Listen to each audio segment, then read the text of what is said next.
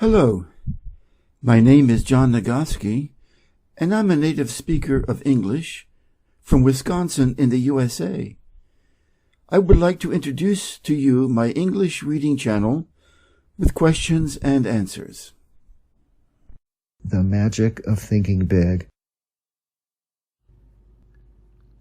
About the book. More than 6 million readers around the world have improved their lives by reading The Magic of Thinking Big. First published in 1959, David J. Schwartz's classic teachings are as powerful today as they were then. Practical, empowering, and hugely engaging. This book will not only inspire you, it will give you the tools to change your life for the better, starting from now. His step-by-step approach will show you how to defeat disbelief and the negative power it creates. Make your mind produce positive thoughts, plan a concrete success-building program, do more and do it better by turning on your creative power. Capitalize on the power of now. Updated for the 21st century, this is your go-to guide to a better life, starting with the way you think.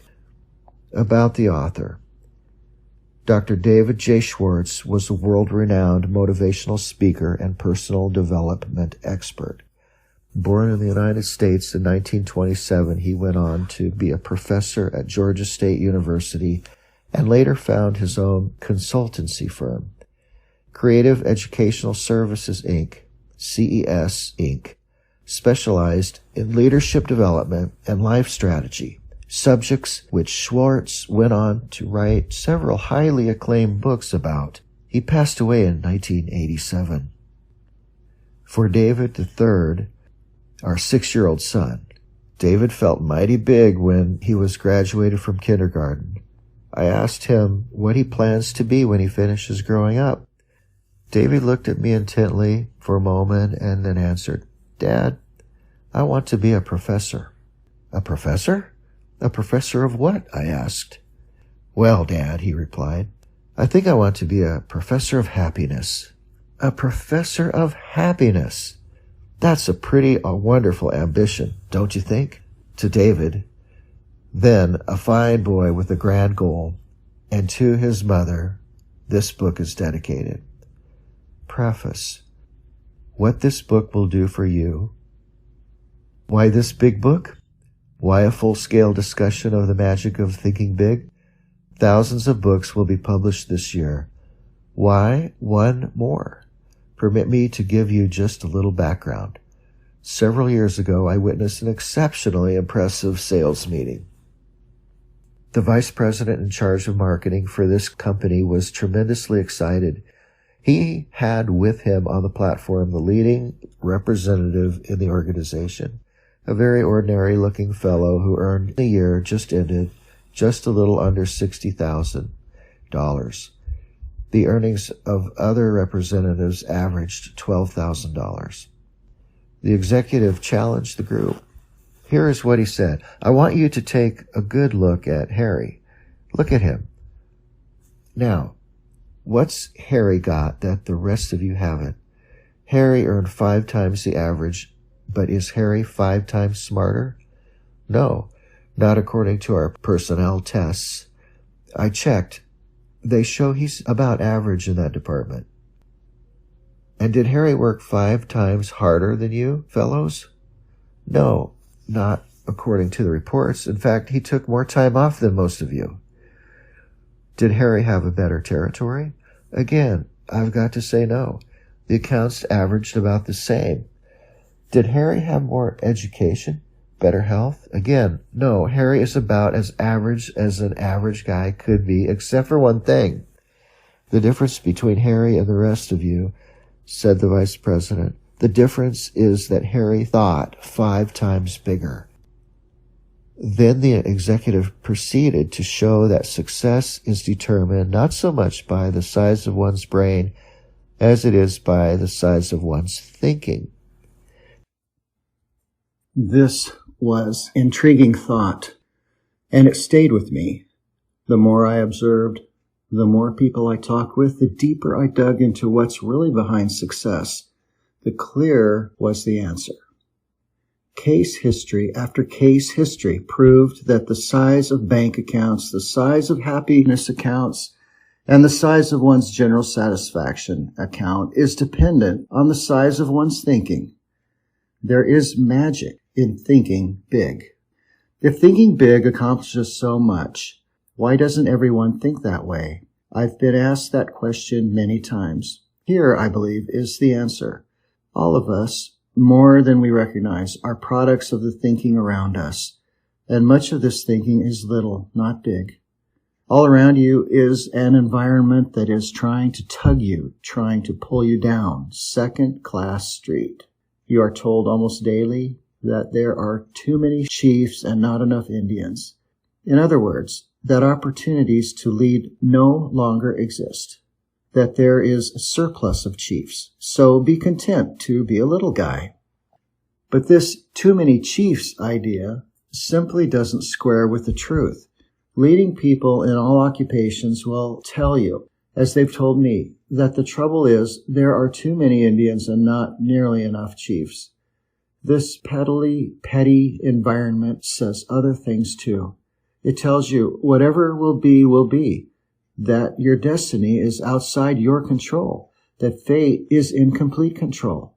So forget those dreams. Forget that finer home. Forget that special college for the children. Forget the better life. Be resigned.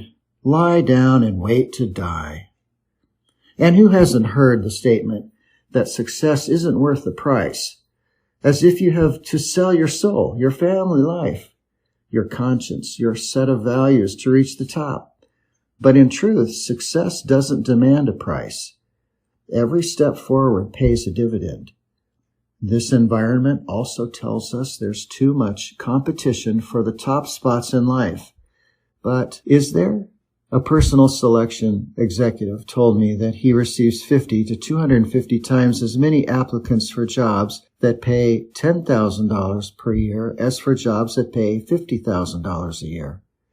This is to say that there is at least 50 times as much competition for jobs on Second-Class Street as for jobs on First-Class Avenue.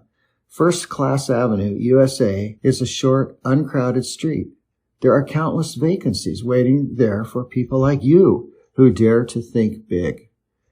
The basic principles and concepts supporting the magic of thinking big come from the highest pedigree sources, the very finest and biggest thinking minds yet to live on planet Earth. Minds like the prophet David, who wrote, "As one thinks in his heart, so is he." Minds such as Emerson, who said, "Great men are those who see that thoughts rule the world." Minds like Milton, who in Paradise Lost wrote, "The mind is its own place, and in itself can make a heaven of hell or a hell of heaven." Amazingly, perceptive minds like Shakespeare, who observed, "There's nothing either good or bad except that thinking makes it so." But where does the proof come from? How do we know the master thinkers were right? Fair question. The proof comes from the lives of the select people around us who, through winning success, achievement, and happiness, prove that thinking big does work magic. The simple steps we have set down here are not untested theories. They are not one man's guesses and opinions. They are proven approaches to life's situations, and they are universally applicable steps that work like magic. That you're reading this page proves you are interested in larger success. You want to fulfill your desires. You want to enjoy a fine standard of living. You want this life to deliver to you all the good things you deserve. Being interested in success is a wonderful quality. You have another admirable quality. The fact that you're holding this book in your hands shows you have the intelligence to look for tools that will help you take you where you want to go. In building anything, automobiles, bridges, missiles, we need tools. Many people in their attempt to build a successful life forget there are tools to help them.